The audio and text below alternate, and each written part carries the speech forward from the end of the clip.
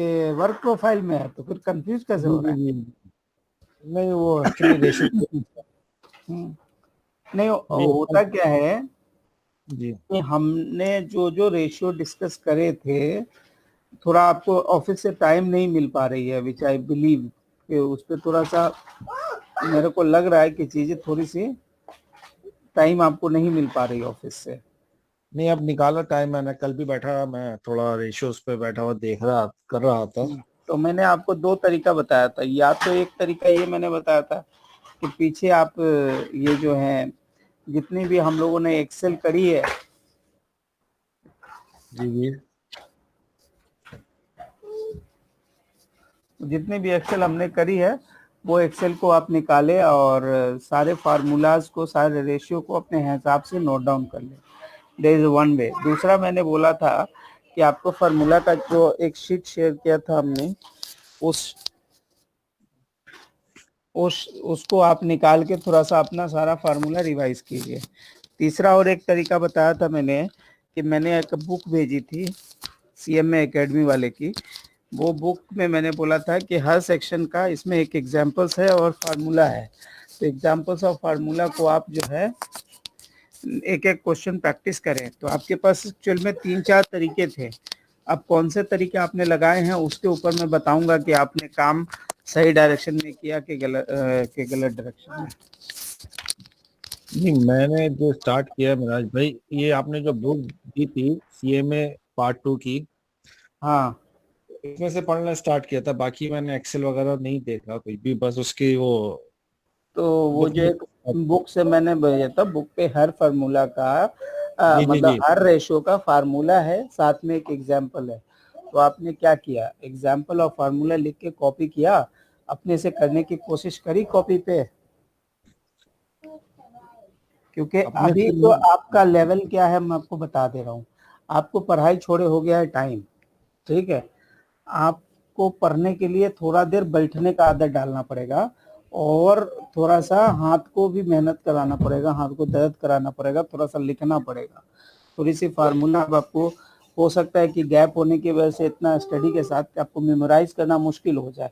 तो जब तक आप 2 बार 3 बार प्रैक्टिस नहीं कीजिएगा तब तक वो आपकी चीजें आपके कंट्रोल में नहीं आएंगी, ठीक है। जी जी तो अभी क्या है कि अब देखते देखते हम लोग का एक खत्म हो गया, ठीक है। हम लोग एक को एक दो दिन करके टान रहे हैं, बट जस्ट बिकॉज कि कुछ लोग के प्रॉब्लम्स होंगे तो हम कर देंगे। लेकिन मसला ये है कि आपके प्रॉब्लम ही नहीं हो रहे हैं। रीजन ये है कि आपने पूरी की पूरी सारी रेशियो रिवाइज नहीं करी, ठीक है। तो थोड़ा सा सही इसलिए नहीं है कि आप एक तो जो पढ़ रहे हैं वो भी चीज रिवाइज नहीं कर पाइएगा, बाद में फिर आपके लिए ये करना, रिवाइज करना, रिकैप करना बहुत मुश्किल हो जाएगा। तो अभी आपके लिए एक सिंपल सा एडवाइस ये है कि आप ये 3 तरीके हैं आपको सारी चीजों को रिवाइज करने के। पहला तरीका तो ये है कि क्योंकि आपने एक्सेल में मेरे साथ सारी चीजें देखी हुई हैं, 99% केसेस में हम एक्सेल में प्रॉब्लम और सॉल्यूशन साथ में रखते हैं। तो जब हम प्रॉब्लम और सॉल्यूशन साथ में रखते हैं तो क्या होता है, आपको चीजें को निकाल के चेक करना आसान हो जाता है, पहली चीज। दूसरी चीज़ ये है कि अगर इसमें आपको थोड़ा सा लगता है कि यू लॉस्ट द ट्रैक, तो मैंने बताया था कि आपको अगर ऐसा लगता है कि मेरे थोड़ा सा ट्रैक थोड़े आगे पीछे हो गए हैं तो मुश्किल नहीं है। आपने कहाँ जाना है, आपने जाना था पीछे, वो बुक्स खोलना था, सारे फार्मूले दिखने थे और अपने हाथ से लिख के सारे के एक एक एग्जाम्पल्स थे, सारे के एक एक एग्जाम्पल आपने सॉल्व करने थे। तो आप ये मेरे को कब थोड़ा सा एकदम वो प्रॉमिस वाला हमको कमिटमेंट चाहिए, कब आप बोल रहे हैं कि मिराज भाई आज मैंने कर लिया। क्योंकि ये चीज जो है ना CM में है ना, वो क्या, वो हमारे नेताजी वाला लाइन है, तुम मुझे खून दो मैं तुम्हें आजादी दूंगा। तो CM में सिंपल बोलता है कि आप मुझे को थोड़ा सा एफर्ट दे दो, मैं आपको डिग्री दिला के छोड़ दूंगा। CM में बहुत ज्यादा 5 साल की तो पढ़ाई है नहीं है CCA की तरह या CA की तरह या CS की तरह। ये तो छोटी पढ़ाई है, 6 महीना साल भर आदमी ईमानदारी से पढ़ देगा, क्वालिफाई होके निकल जाएगा। तो ये क्योंकि हम आपके साथ जुड़े हुए हम लोग को 1 महीना हो गया, 1 महीना हम लोग साथ में पढ़ते हो गए और 1 महीना में चीजें नहीं सही हो पा रही है, तो मेरे को भी लगता है कि यार क्या हो रहा है। आपके एंड पे आपको फील होता होगा कि नहीं, नहीं पता, मेरे को फील हो जाता है। मेरे को इसलिए फील होता है कि आपके पैसे लगे हैं, ठीक है, इंस्टीट्यूट में रजिस्टर करा दिए हों, तो आपके टाइम्स लैप्स हो रहे हैं, क्योंकि वो टाइम्स आपको टाइम्स की क्रेडिट नहीं देता, तो वो आपके टाइम लैप्स हो रहे हैं जितना आप अपने एंड से डिले कर रहे हैं। तो मतलब मेरे को लगता है, चूंकि हमको ही बहुत, मतलब हम जान रहे हैं कि हम लोग सब आदमी कोई कमा के पैसा दे रहे हैं, तो बहुत मेहनत वाला पैसा है, ठीक जी। है। तो थोड़ा सा आपको बुरा भी लगेगा, तो कोई बात नहीं, I am not sorry for that, क्योंकि ये जरूरी है। बाकी चीज में तो हम आपके साथ हैं। ये थोड़ा ठीक सा है। मेरे को परसों तक अगर आप करके दिखा दीजिएगा ईमानदारी से, तो मतलब मेरे को लगेगा कि हाँ, मैं कमरान भाई ने मेरे बात को ऑनर किया। ठीक है, इंशाल्लाह मिराज भाई, कोशिश मैं पूरी करता हूँ। नहीं, आप कोशिश में, अगर आप, मेरे टीचर कहते थे ना कि तुमने किया, इस बात का सिंपल सा सबूत ये है कि तुमने कॉपी पे कितनी नहीं समझ में आया, तो देख के अगर कॉपी कर लोगे ना, तो तुम कम से कम 10% समझ आ जाएगी। ठीक है ठीक है, मिराज भाई। हाँ, तो थोड़ा सा प्लीज। और जी। स्नेहल भाई, तो आपके तरफ मैं आ रहा हूँ, 1-2 मिनट का मेरे को अपडेट दें, क्योंकि आपकी चीजें कैसे चल रही है। सर जहाँ छुआ था वहीं पे है। तो ये वाला तो बात थोड़ा सा खराब बात है ना, हाँ इसका सर वो कोई है। सोल्यूशन निकाल दो प्लीज। Yes yes sir. तो क्योंकि देखिए, हम चार, रेशियो उतना हैवी चैप्टर नहीं था, इसलिए हम लोग लाइटली लेके धीरे धीरे करके खत्म किया, लेकिन एग्जाम में पता हो गया कि ये रेशियो ही ले डूबा, तो फिर क्या फायदा आदमी को पढ़ने का। सही बात है सर। ठीक है, क्योंकि आपकी उधर कॉस्टिंग में तो थोड़ी चीजें हो जा रही है, क्योंकि आप हाँ। 4 असाइनमेंट में 3 असाइनमेंट कर लिए, 2 बाकी है, वो ठीक है, उम्मीद है कि कर लीजिएगा। तो मेरे को लग रहा है कि यस यस। उधर आपकी चीजें सही जा रही हैं, इधर में आपकी चीजें एकदम स्लो जा रही हैं, एकदम स्लो, मतलब even I can't see any progress. तो थोड़ा सा अच्छा नहीं है, सही बात। क्योंकि एग्जाम तो देने हैं ना, 100% है सर। तो बस सब करके देना होगा, थोड़ा सा पढ़ लीजिए। और भाई, ये सॉरी, काजल जी कैसी है आप? मैं एकदम बढ़िया सर। अच्छा, बढ़िया।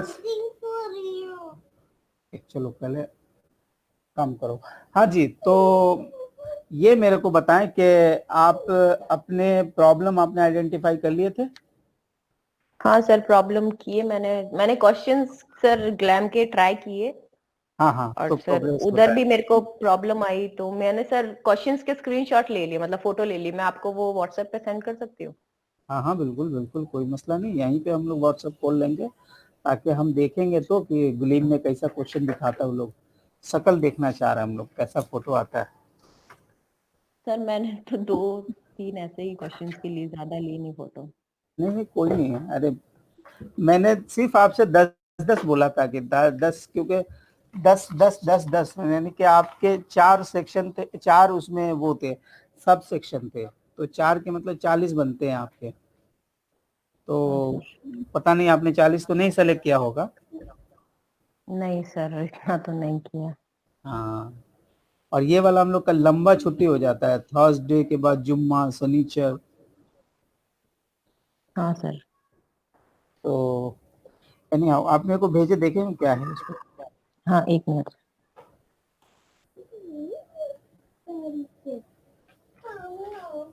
तो आज आप लोग के लिए सबसे इम्पोर्टेंट काम ये कराऊंगा कि अभी मैं उठाऊंगा सवाल इससे, क्या नाम है, ग्लाइम से ही उठाऊंगा, और अब मैं कराने जा रहा हूँ। आप लोग से बोलूंगा कि प्लीज करे, प्लीज करे। इसको फेंको ना यार, पिछल जाएगा। मेराज भाई, फेंको ना भाई, वो समझती नहीं है आजकल। जी भाई, I have sent you one WhatsApp. Can you just check it once you have free time today? हाँ हाँ, वो देखेंगे अपन, इसको देखेंगे। अच्छा, वो कौन सा चैप्टर नंबर बनता है जी इसका, रेशियो का? 8 या 9, 8 या 9 बनता है ना? सर ग्लैम में? हाँ हाँ सर, 7th और 8th चैप्टर दोनों है। अच्छा चलो, मतलब एक बार मैं चाह रहा था कि 7th या 8th को ये खोल के चेक करते ना कैसे काम करता है। चले, तो आपने एक सवाल भेजा ये कि the company firm borrow, if a firm borrows 500,000 at 10% and required to maintain the 50,000 as a minimum compensating balance, so what is the effective interest rate? Anyhow, ये आपका पार्ट इसका सेक्शन बी का भी था, कॉर्पोरेट फाइनेंस का था, but अगर आ गया तो मैं इसको फटाफट बताता हूँ कैसे होता है और आप आराम से एग्जाम में कैसे कीजिएगा। सर ये इफेक्टिव रेट जो निकालते हैं वो 2-3 फॉर्मूले देख लिए तो मैं कंफ्यूज हो गई कौन से टाइम पे कौन सा लगाना है। और कुछ नहीं लगाना है भाई, सिंपल। मैंने आपको बोला कि जी मैं आपको लोन दे रहा हूँ, ठीक है, लोन दे रहा हूँ जी 100 रुपया, लेकिन वो पुराना वाला मुनीम जी की तरह लोन दे रहा हूँ। आपको बोलता हूँ कि मैं पैसे काट लूंगा, क्या करके ले रहा हूँ? मुनीम जी क्या बोलते थे कि देखो भाई 10% काट के, 10% काट लिया मैंने आपसे, तो आपको मैंने पैसे कितने दिए? 900, इज इट? तो आपको एक्चुअल में जो इंटरेस्ट का कॉस्ट पड़ा वो कितना पड़ गया जी? 11% पड़ गया। आपके लिए जो इफेक्टिव इंटरेस्ट रेट पड़ा वो पड़ा 11%। भले हमने बोला था जी 10% आपको मैं ब्याज दे रहा हूँ, तो एक्चुअल में 10% पे काम नहीं हो रहा था, 11% पे काम हो रहा था। तो उसी का ये इंग्लिश वर्जन है। यहाँ पे बोला गया कि 500,000 का आपने लोन लिया, तो 500,000 का लोन लिया, ठीक है, उसके ऊपर आप बोलो जी 10, आपने कितना बोलना है? बोला है कि 10% का इंटरेस्ट है और वो 50,000 कंपनसेटिंग बैलेंस रखते हैं, तो एक 50,000 रखते हैं। इसका मतलब जब वो पैसा रिलीज कर रहे होंगे तो कितना रिलीज कर रहे होंगे?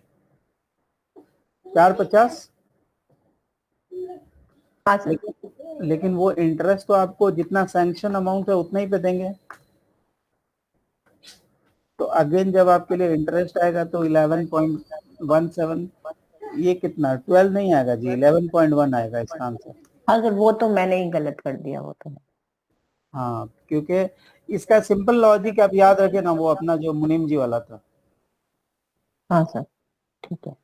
और सारे इसमें वो जगह, आपने जो, हाँ सर, सारे जगह पे यही फार्मूला लगाना है। एक जगह पे मैंने देखा है कि कंपनसेटिंग है और एक जगह कुछ और वो टर्म यूज करता है, I don't remember exactly, but वो एक और टर्म भी यूज करते हैं। हाँ सर, आपने जो फॉर्मूला वाली शीट भेजी थी ना हमको, उसमें 2-4 है, उसमें है जैसे डिस्काउंटेड हो गया और एक कंपनसेटिंग के लिए है, तो अलग अलग यूज कर रहा है, तो वो मैं कंफ्यूज हो गई वहीं पे। चलो कोई नहीं, अभी ये 7 तो क्या क्वालिटेटिव है, ये क्या बोलते हैं, कंपनी ये रेशियो है,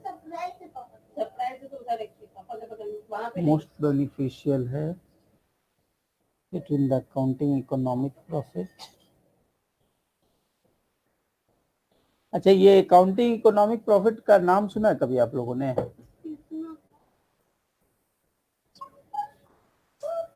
अकाउंटिंग और इकोनॉमिक प्रॉफिट का मतलब पता है किसी को?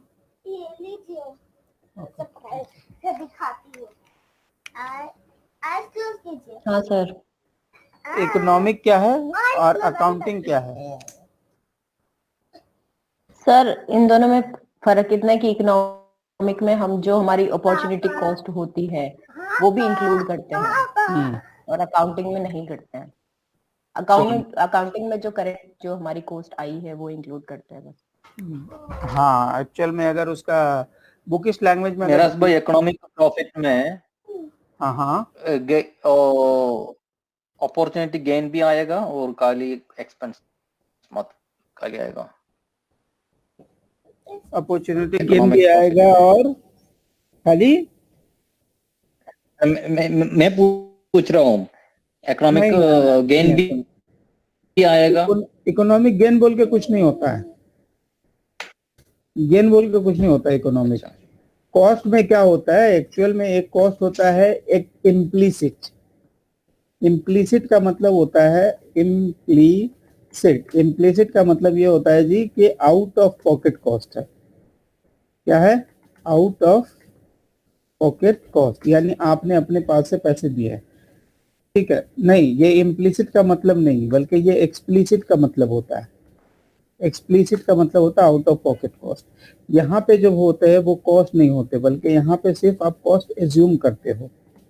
कॉस्ट क्या करते हो? एज्यूम करते हो।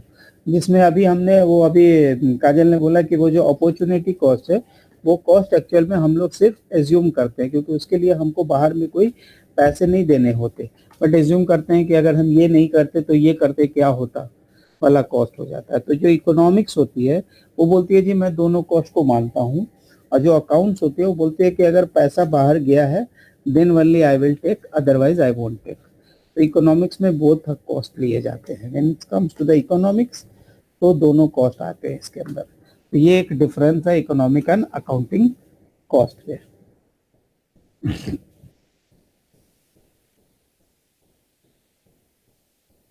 ये बोल रहा है CFO has concerned about the impact of the inflation, will have the company's reported result and wonder whether the sales will be comparable to the year। वो याद है हम लोग जो अभी कंपैरेटिव और ये सब किए थे, जिसमें एक इन्फ्लेशन को भी हमने सवाल पे लिया था। हम लोगों ने एक इन्फ्लेशन का भी एक सवाल लिया था। तो ये बोल रहा है the CFO of a company is concerned about the impact of the inflations and will have on the company's reported financial result, wonder whether sales will be comparable from year to year. The company had a sale of 500,000 in the year 3 and the price index for its industry has risen from 200 to 220। तो हो गया and 220, यानी जो year 3 है, year 3 में जो CPI है, ये है CLI है। CLI का मतलब होता है कॉस्ट ऑफ लिविंग इंडेक्स, ठीक है जी, कॉस्ट ऑफ लिविंग इंडेक्स। तो कॉस्ट ऑफ लिविंग इंडेक्स बोलता है जी कि आपका एक ईयर 3 है, ईयर 3 है और एक ईयर 4 है। तो ईयर 3 और ईयर 4 के बीच में जो ये 200 का सामान मिल रहा था आपको, 200 रुपए का ब्रेड पाव मिल रहा था, अब वो ब्रेड पाव कितने में मिलेगा आपको? 220 मिलेगा, ठीक है। अब बोल रहा है कि अगर the level of sales that company must reach to achieve the real growth of 15%। इसका मतलब ये है कि जिस वक्त अभी सेल कितने का जी? 500,000 का है। अभी सेल कितने का? 500,000 का है। अब बोला कि इसके अंदर रियल ग्रोथ चाहिए उसको 15%। कितना परसेंट का रियल ग्रोथ चाहिए? 15% का। तो सबसे पहले इसको अगर बिना कोई ग्रोथ के, अगर इसका, अगर हम CLI से अगर हम इसको इंक्रीमेंट चेक करें तो ये कितना आएगा? बिना कोई टेक्निकल ग्रोथ के खाली हम बोलेंगे शहर में महंगाई आ गई है, शहर में महंगाई आ गई है, तो CLI के कारण वही सामान अब कितना में मिलेगा? 550 पे। अब इसके ऊपर आपको कितने परसेंट का ग्रोथ चाहिए था जी? 15% का। तो अब आप इसको 115% से मल्टीप्लाई कर देंगे। तो ये सब सवाल जो है 632,500, यानी इसका आंसर आएगा जी C। तो ये जो सवाल है ना, तो ये जब सवाल आपको करने पड़ेंगे तो थोड़े से आपको बस दिमाग लगा के करने हैं, ज्यादा कोई मसला नहीं है।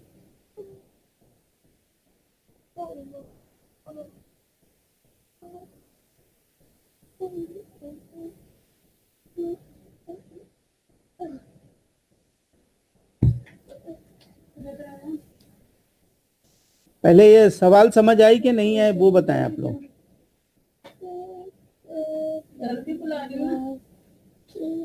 हेलो कमाल भाई, जल्दी का मतलब नहीं समझती हैं। कमाल भाई ये सवाल समझ आई?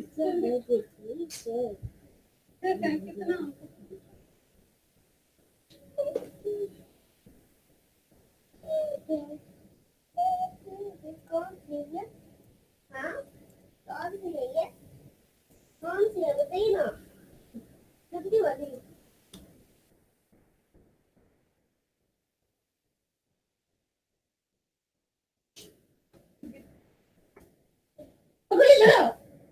चलिए उसके बाद जो है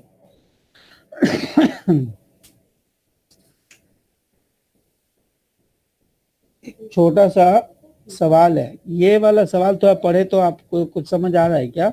the company operates in an environment of the significant inflationary pressures, which of the following inventory method should company को यूज करना चाहिए ताकि कंपनी जो है should produce consider to be produce the high earning quality. तो ये एक छोटा सा थोड़ा सा आइडिया दीजिए, तो कौन सा, what should be the answer?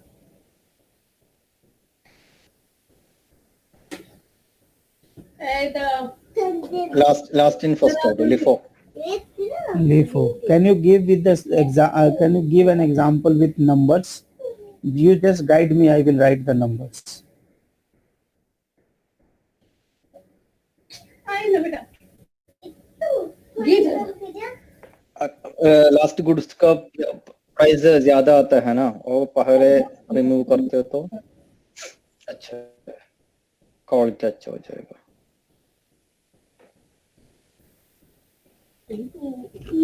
अगर लास्ट का इन्फ्लेशन वाली इकोनॉमी है, विच इकोनॉमी इट इज? इन्फ्लेशन है, तो इन्फ्लेशन पे अगर इन्फ्लेशन में क्या होता है कि प्राइस राइज होता है ना,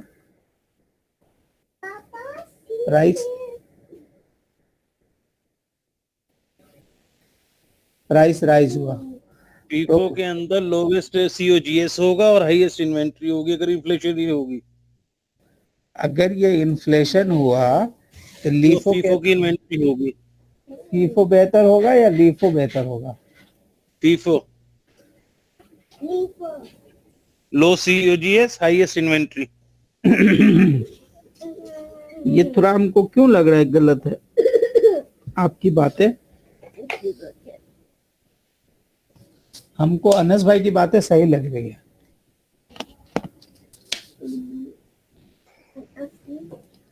इन्वेंटरी रिड्यूस करना चाहिए।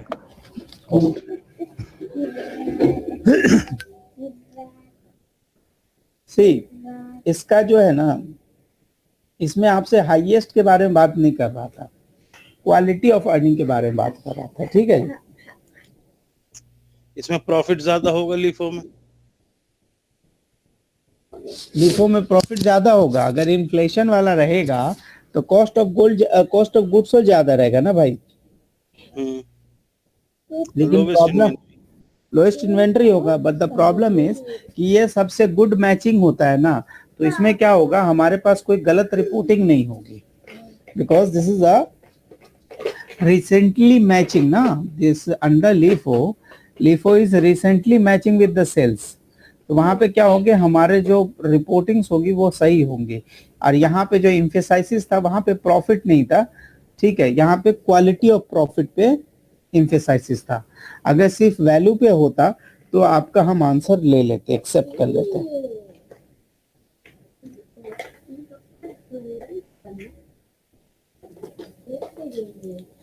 चले भाई, ये वाला तो आसान है, सब करके बताएं। हाँ भाई, ये स्नेहल भाई, कामरान भाई, सब आदमी प्लीज ये वाला सवाल करके बताए भाई। पीछे वाला तो लॉजिक, ये वाला था थ्योरी का था, ये करके बताए। सब आदमी करे, एक दूसरे के हेल्प भी करे भाई, बोल बोल के करे, कम से कम जिन्होंने नहीं किया वो देख के सीखे, बोल बोल के करे भाई। करंट रेशियो बनानी है, करंट रेशियो बनाने में इसमें से कौन कौन से इंफॉर्मेशन लेने हैं? तो करंट रेशियो बनाने के लिए फार्मूला क्या होता है जी? Current current liability. कामरान भाई थोड़ा सा पार्टिसिपेट कीजिए, बताइए इसमें से कौन कौन सा करंट एसेट है, कौन कौन सी करंट लायबिलिटी है? Accounts receivable 400,000, account receivable 400,000, inventory 80,000, inventory 80,000, 80 नहीं है, 8 लाख है भाई, Now, okay, 800,000. Cash 200,000. Cash 200,000, Short term prepaid expense 80,000. Short term prepaid expenses 80,000। और पूरा करंट असेट आएगा। तो सब मिला के कितना हो गया?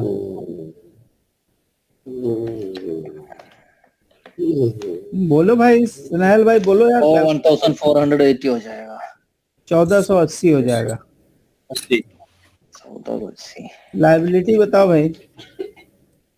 260। 1180। कैसे? 20 आएगा। 280 140।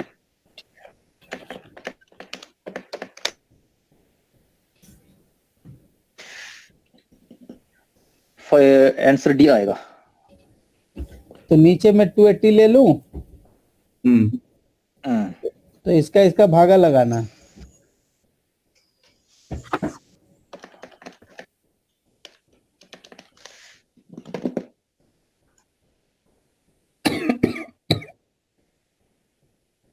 फाइव 5.28।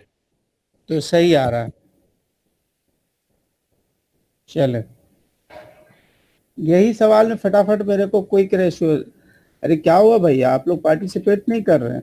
फिर मैं 10 तो सवाल दे के सो जाऊंगा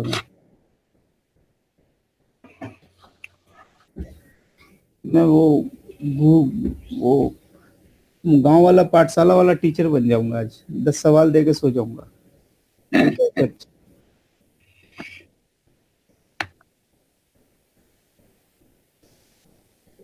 क्विक एसेट का कोई फार्मूला तो बता दो। Cash plus cash equivalent plus market security divide plus net account receivable divide by current liability.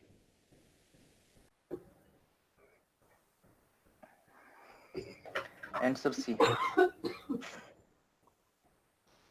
ऊपर में से आएगा क्या? ये आएगा, ये 400 आएगा। कैश आएगा। 4 आएगा। गाड़ी 600 टोटल। तो ऊपर में 600 आएगा। नीचे में बताएं। So 60 divided by 28. 280। 2.14.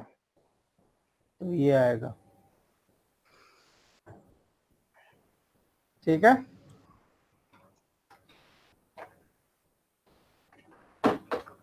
Working capital का फॉर्मूला बताओ भाई कामरान भाई।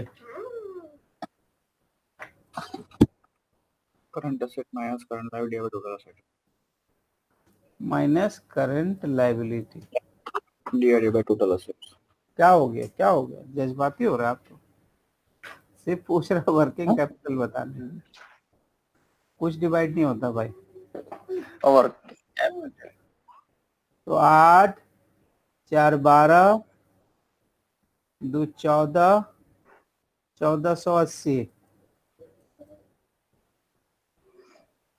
माइनस 1200 माइनस सी। ये 280। 260 और ये 20 280। तो सेम क्वेश्चन है। हाँ एक ही सवाल है। मेरा भाई, अगर वर्किंग कैपिटल रेशियो मतलब क्या है? वर्किंग कैपिटल रेशियो पे तब आपको ये निकालना पड़ेगा, क्या नाम है, working capital divide by total assets. Total asset. हाँ वो बोला अभी। ओ कहाँ वो? यस मैंने तो अभी आंसर कितना लिखूं? सी। सही है, परफेक्ट है। ये अब सवाल चेंज हो गया भाई, ये थोड़ा सा स्क्रीन में छोटा कर रहा हूँ, बट दिख रहा होगा शायद। ये क्विक रेशियो निकालना इसमें।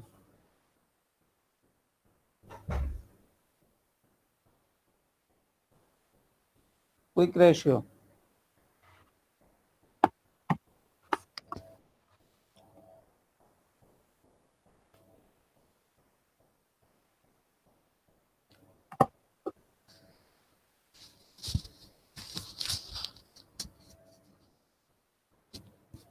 A 1.56.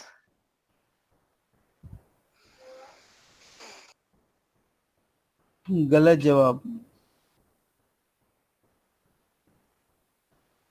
गलत जवाब। Accuracy ना 10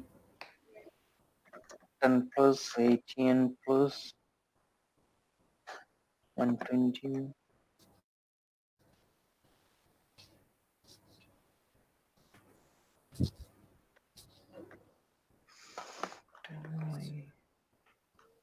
स्नेहल भाई देखो यार, सही है गलत है क्या है?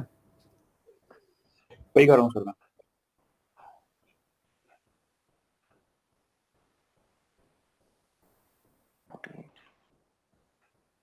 ये दो लायबिलिटी है, 10 जी बस।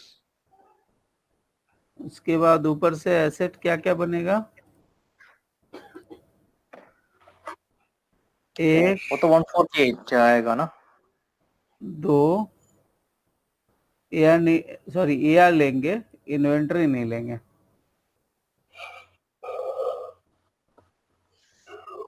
एआर लेंगे, इन्वेंटरी नहीं लेंगे, प्रीपेड नहीं लेंगे, सेल्स का इंफॉर्मेशन नहीं लेंगे, लॉन्ग टर्म डेट नहीं लेंगे। यानी यहाँ से यहाँ तक आ जाएगा 95, और इसके ऊपर में आएगा 148 10, 18, 28, 28 और एक 20, 128, सॉरी 138 एंड 148। ये आएगा ना हाँ आंसर में। हाँ, 148 डिवाइड बाई 95। आप गलत बोला मेरे से। नहीं वही सही है, मैं भी चेक कर रहा था भाई। अच्छा चलो, given the acid test ratio is 2, current asset is this, हमसे बोल रहा है जी करंट लायबिलिटी का वैल्यू निकालिए। काजल बनाए इसको जी। Yes sir.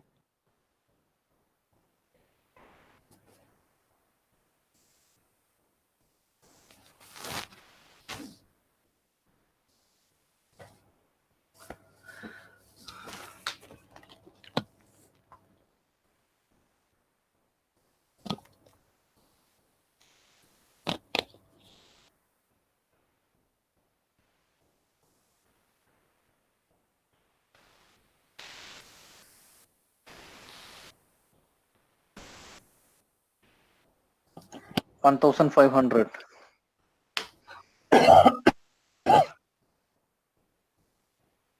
आया और किसी का भाई? Sir B. नहीं बी तो नहीं है, नहीं है। नहीं है, एकदम नहीं है।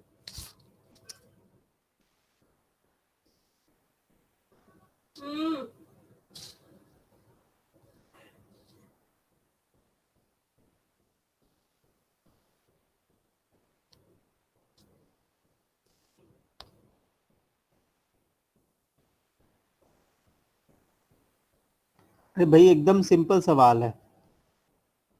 5,000 में से 2,000 divide by current liability is equal to 2CL is equal to, इसमें से ही निकल गया 3,000, 3,000 को भागा 2 किया, 1,500 आया। हाँ सर। ये सर सर वो करंट एसेट पूरा ले लिया था, इन्वेंटरी माइनस नहीं की। हाँ तो एग्जाम में वो भी चेक होता है आजकल। चलो भाई, अपना अपना कैलकुलेटर कॉपी कलम तैयारी। ये इस चैप्टर का सबसे खतरनाक सवाल है।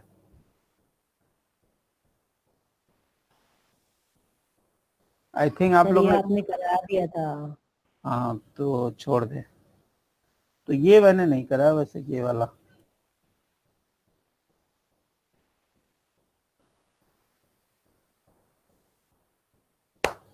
ये वाला मैंने नहीं करा है।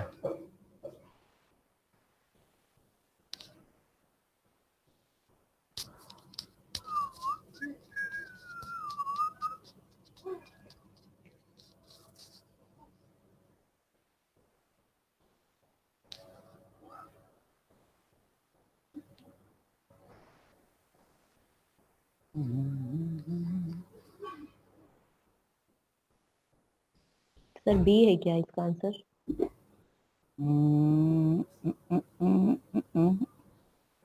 बी है 80,000। हाँ जी बी है। किसी के पल्ले नहीं पड़ा या पड़ा? समझाना है नहीं समझाना है? कमाल भाई। जी भाई। समझाना है। हम्म। देखिए इसको कैसे करना था, इसको 280 है ना, सॉरी 2,08,000 है, ये इसका रेशियो बता रहा है जी 2.6/1, यानी कि इसको अगर 2.6 से आप भाग लगा दीजिएगा तो आपको क्या निकल जाएगा, करंट लाइबिलिटी निकल आएगा। पता नहीं कितना आता है, 2,08,000 डिवाइड बाई 2.6 कितना आता है?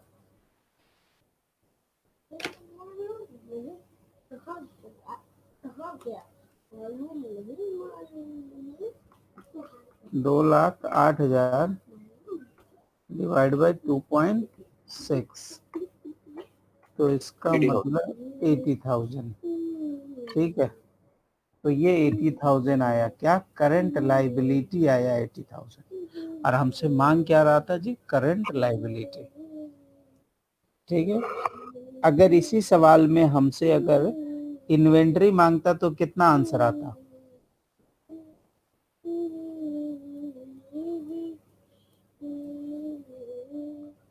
हाँ सनेल भाई, इन्वेंट्री बोलो भैया।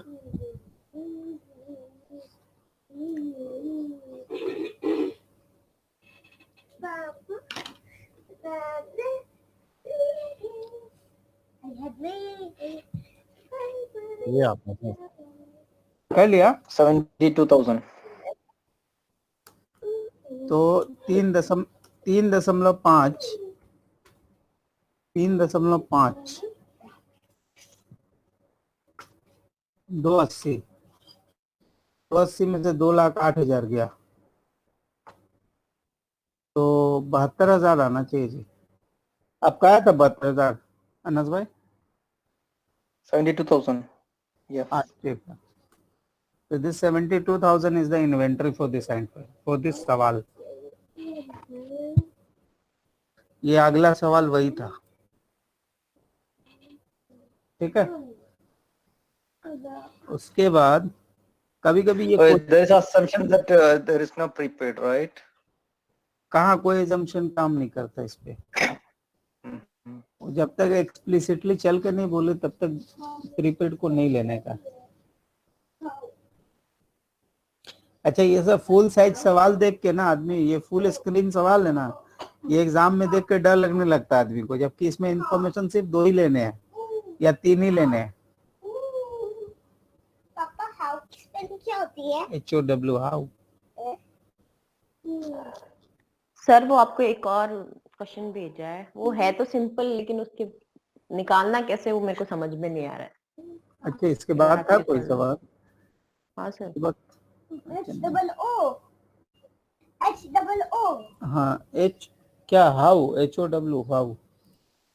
हाँ ये वाले नहीं, दूसरे थे ना शायद आपके, ये थे, एक मिनट, ये लाया ना, कंपनी मैंने कंपनी ऑफर। अच्छा ये वाले AR मैनेजमेंट के सवाल है, आपको रेशियो में आ रहे थे ये सब सवाल? हाँ सर उसी में आ रहा है। बहुत बदमाश है वो लोग, बहुत बदमाश है। लिखा हुआ है 210, वैसे मैं सिखा दे रहा हूँ कैसे काम करते हैं। सॉरी 310 नेट 30 ना, 310 नेट 30। इसका जो इंटरप्रिटेशन है, इसका मतलब जो होता है वो क्या होता है, 310 नेट 30, इसका मतलब होता है कि आओ भैया 10 दिन में पैसे दोगे तुमको 3% का डिस्काउंट मिलेगा। क्या होता है इसका इंटरप्रिटेशन, 10 दिन में पैसे दोगे 3% का डिस्काउंट मिलेगा, ठीक है, नहीं तो तुमको 30 दिन में पैसे देने ही देने हैं। क्या होती है? NIC 3 रुपए का फायदा होगा, 97 रुपया पे कर दीजिएगा। अरे यार 3 रुपए का फायदा होगा, 97 आप पे कीजिएगा। ये बेनिफिट आपको कितने दिन के लिए हो रहा है जी? 20 डेज के लिए, कितने दिन के लिए हो रहा है? 20 डेज के लिए। और अगर पूरे साल के लिए अगर आप एनुअलाइज कीजिएगा तो कितना परसेंट आएगा?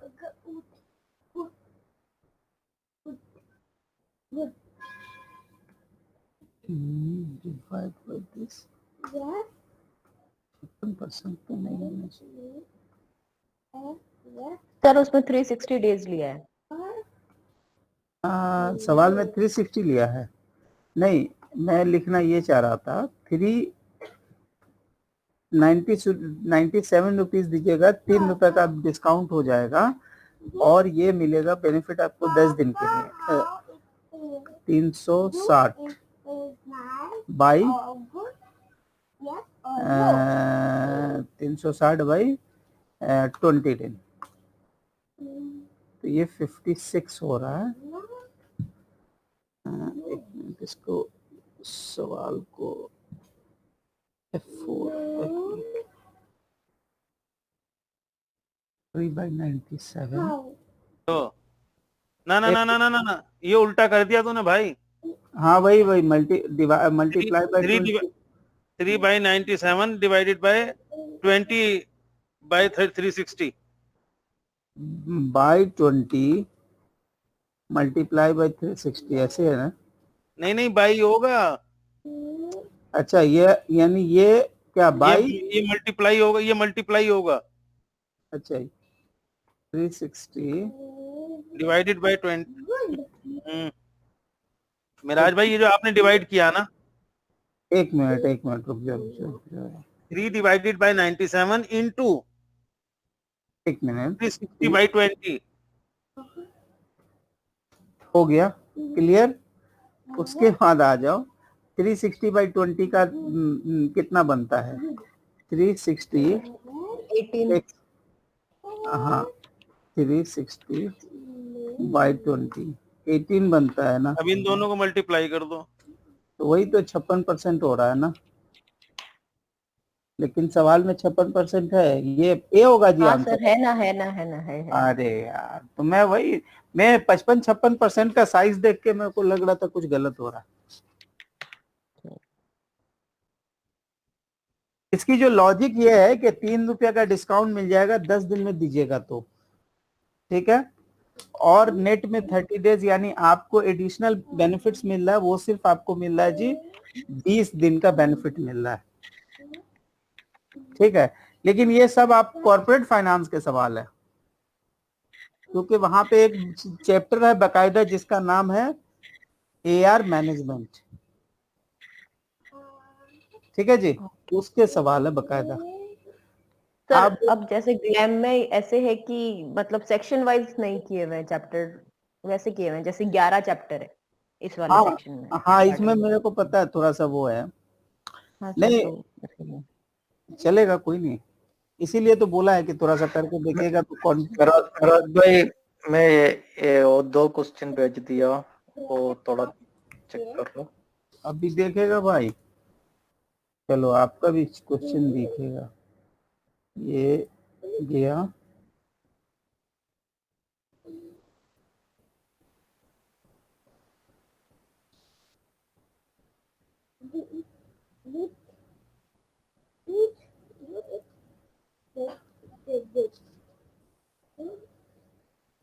ये है दिसंबर में एक वो नहीं, ये शीट 1 शीट 1 बोला second year information for the balance sheet of the publicly traded company दिया हुआ है, common stock, additional painting capital and retained earning. साथ में दिया हुआ है the company year 2 is nearly over and expected that net income will be 200,000, dividend payout will be 30%, there will be no share issued or redeemed during the year if comparable firms are the trading at a market to book ratio of 2 times.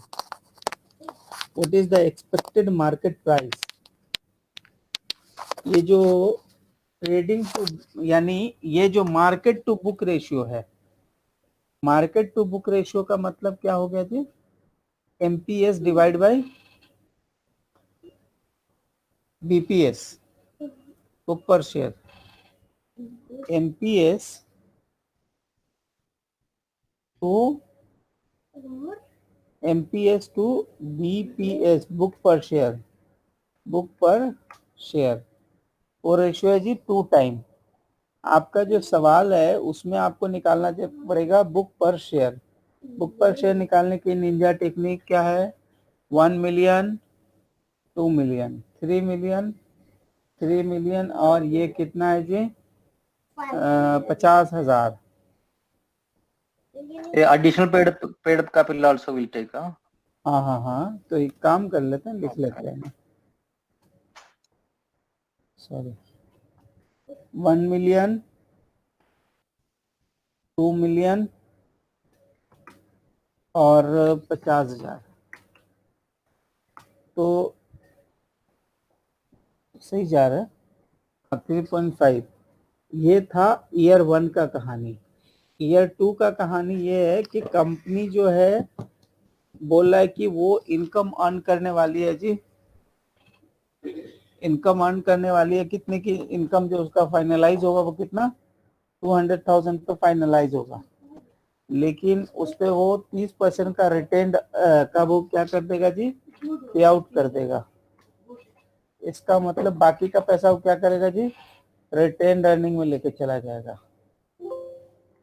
यानी कि इसमें हम यहाँ से copy कर लेगा, यानी अब उसके जो इसका वैल्यू भाव बनेगा वो बनेगा जी 3640 का।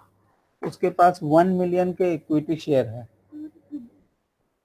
तो डिवाइड बाय 1 मिलियन के इक्विटी शेयर है, यानी हर शेयर का दाम उसका 2 रुपया, और मल्टीप्लाई बाय 2 यानी 7 रुपया 28 पैसा में उसको बाजार के शेयर बिकेगा। This is going to be the NPS।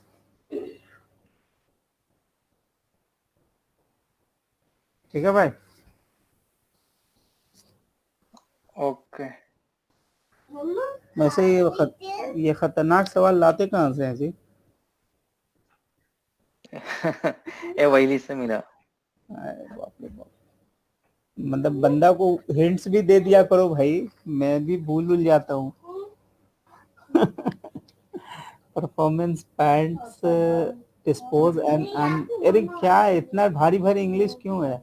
Performance paints dispose and unprofitable segment में the operation of segment suffered a loss of in the year of disposal, and this loss disposal of segment was the loss, क्या लिखा हुआ? The loss, इसके आगे कुछ English है क्या?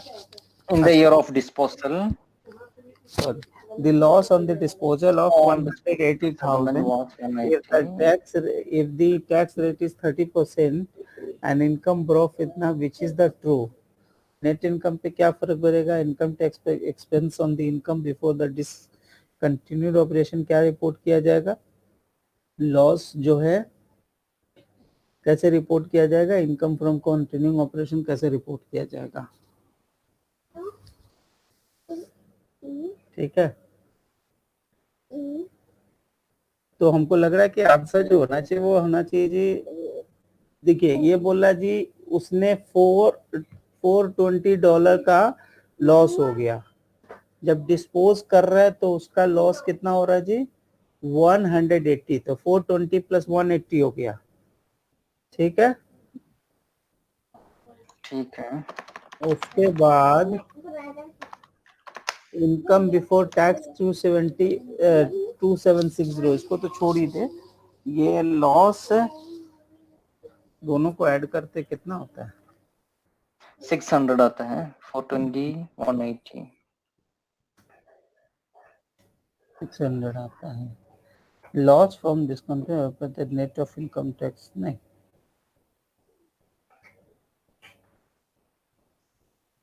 ऐसे तो नहीं सोच रहे हैं।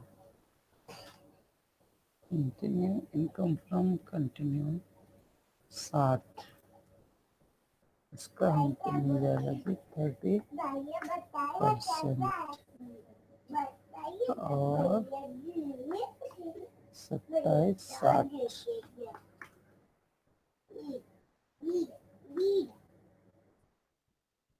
into 30%। क्या क्या इसमें ऑप्शन है? 2160 नेट पे रिकॉर्ड कर सकता है। दूसरा है income from continuing operation 1930 report कर सकता है, यानी कि इसका 70% ये रिपोर्ट कर सकता है। तीसरा बोल रहा है कि इनकम टैक्स एक्सपेंस, सर ये सी सही हो सकता है ना? एक सेकेंड, सी सही हो सकता है। Are reported net of income at, हाँ सी ज्यादा मोस्ट अप्रोप्रिएट लग रहा है। आंसर तो डी है, लेकिन कैसे वो आता है? नहीं, अगर आंसर डी है तब तो फिर दिमाग का लगाने का बात ही नहीं है भाई। Loss from continuing operation operating activities को उसने यहाँ पे डिक्लेयर किया है बस। कैसे आया नराज भाई वो? ये 70% है भाई, 70% है, दिस इज 70% ना। सी मतलब खाली इनकम में से टैक्स हटा दिया। बस बस बस, ठीक है। तो अगर ये आंसर है तो ये, बट लेकिन देखिए ये जो है सी वाला में पूरी बातें नहीं आ रही थी, पर ठीक है चलेगा, एक बार आइडिया के लिए यही ले रहे। Question is income before income tax. नहीं नहीं, वैसे तो नहीं कर सकते ना, ये 2160 तो नहीं ले सकते, क्योंकि उसमें फिर टैक्स का आप इम्पैक्ट छोड़ देंगे ना। आप सिर्फ नेट ऑफ में एडजस्ट कर रहे हैं, ठीक है, इसीलिए। और जो आइडिया बोल के एक वो है ना प्रेजेंटेशन है, income from operating, income from discontinuing, उसके बाद एक्स्ट्रा अकाउंटिंग एस्टिमेट्स और income from extra ordinary activities, वो आपने कहीं ना कहीं पढ़ा होगा, तो उसके रूल के हिसाब से ये प्रेजेंटेशन पूछ रहा था, ठीक है। ये कौन सी बला है भाई? ओ सही किया, वो मिला। चलो गुड हो गया, मतलब आप समझ आ गया आपको, चलो गुड हो गया, thank you. Thank you. Okay भाई, बट आज जो चीजें हुई हैं इसमें बहुत ज्यादा प्रोडक्टिव चीजें नहीं हो रही हैं। रीजन ये है कि जो हम आप लोग से एक्सपेक्ट कर रहे थे वो काम नहीं हुआ है। तो एक छोटा सा मेहनत का काम कर लीजिएगा, अपनी अपनी प्रॉब्लम्स को आइडेंटिफाई कर लीजिए कहाँ कहाँ पे दिक्कत हो रहा है। और आप काजल जब तक 50 सवाल नहीं कीजिएगा वो फिर सवाल नहीं निकल के आएंगे, और एक बार छोड़ दीजिएगा ना तो फिर ये वाला भी टेबल पे पड़ा रहेगा। सर कौन सा ग्लैम के 50? हाँ, ग्लिम से 50 कर ले, क्या फर्क पड़ता है, ग्लिम से 50 कर ले रैंडम सिलेक्शन पे। तो सर आप कौन से 50 की बात कर रहे थे अभी? हम अभी ग्लिम के ही 50 के सवाल की बात कर रहे थे आपसे। हाँ ये कर लूंगी सर, मैं कल कर लूंगी, हाँ, मतलब परसों की क्लास। परसों के क्लास में हम इसको वाइंड अप करना चाह रहे हैं, हम as soon as possible wind up करना चाहें, लेकिन हम देख रहे हैं कि वाइंड अप के बाद भी फिर, क्योंकि अगर लोग 25-50 सवाल किए रहेंगे तो एग्जाम्पल देख के भी समझ पाएंगे। अगर आप सवाल नहीं किए रहेंगे ना तो एग्जाम्पल देख के भी आपको बहुत ज्यादा अंडरस्टैंडिंग नहीं आएगी। तो एक बार एटलीस्ट सवाल आदमी कर ले, कुछ तो करके रख ले, फिर क्योंकि कॉर्पोरेट फाइनेंस में हम लोग जो घुसेंगे तो वो अपने आप में काफी सारी चीजें उसमें है। सर वो जो आपने क्वेश्चंस भेजे थे फर्स्ट और सेकंड असाइनमेंट, तो उसमें सर फर्स्ट वाले के आंसर्स तो है ही नहीं। आपको मैंने भेज दिया था जी। तो मेरे को दिखे ही नहीं वो कहीं पे, मेरे को सेकंड वाले के दिखे। नहीं, दो मैंने असाइनमेंट है ना व्हाट्सएप पे आपको भेजा था, देखिए आप। सर, वो दोनों बार सेकंड का ही आ गया। अच्छा, दोनों बार सेकंड का आ गया। हाँ सर, मेरे को लगा आपने सेंड नहीं किया, आप आज करेंगे शायद। नहीं नहीं, 2 दिन वेट नहीं करना होता है, पूछ लेना होता है। सर आप आज भेज देना, मैं मैच कर लूंगी कितने सही है। अभी भेज देते हैं। ओके ठीक है, तो एक काम करते हैं, बाकी भाई लोग से भी रिक्वेस्ट कर लेता हूँ कि कुछ कुछ कर लो एटलीस्ट थोड़े से, ताकि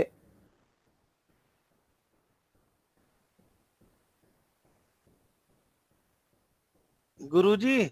जी सर जी। मेरा व्हाट्सएप भी चेक कर लें आप, जहमत होगी। आज वाला, कल वाला, आज वाले में तो आपने इतनी सारी चीजें भेजी है। सर जी जो आपने हुक्म किया था वही तो भेजा मैंने आपको। अच्छा चले भेजता हूँ, देखता हूँ, एक मिनट।